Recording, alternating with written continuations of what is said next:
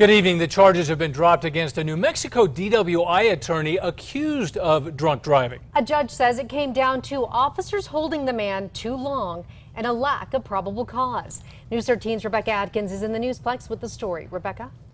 Dean and Jess, an APD officer was so worried about this man driving drunk that he ordered him an Uber, but the man came back for his car and it was then that officers arrested him. I wasn't driving DWI. He's a well-known defense attorney. David Cerna made headlines years ago when he represented former APD officer Levi Chavez, acquitted of killing his wife. Excuse me, your officer who? But in January, he was at the center of a DWI investigation when this Albuquerque police officer working overtime at the Whole Foods on Carlisle noticed Cerna appear drunk before getting in his Mini Cooper. So he ordered him an Uber. But Cerna came back for his car. 42 minutes passed before Mr. Cerna was investigated. Today in court, Cerna's attorney argued from the time the officer stopped his car to the moment a DWI officer showed up to do tests was unconstitutional.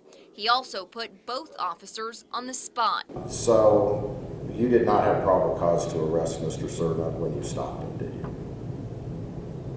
That's correct. But would you agree, Officer Law, that after you watched the video, you realized that in fact you didn't have probable cause to arrest him? Yes. No further questions, Your Honor. The first officer said his breath test machine was expired, and that's why he called for another officer's help. And the state defended the lapse in time. The length of the detention in this case was caused by the fact that there were no DWI officers available. In the end, Judge Geraldine Rivera ruled in Cerna's favor. 42-minute delay was longer than it needed to be. And it did constitute a constitutional violation of the defendant's rights.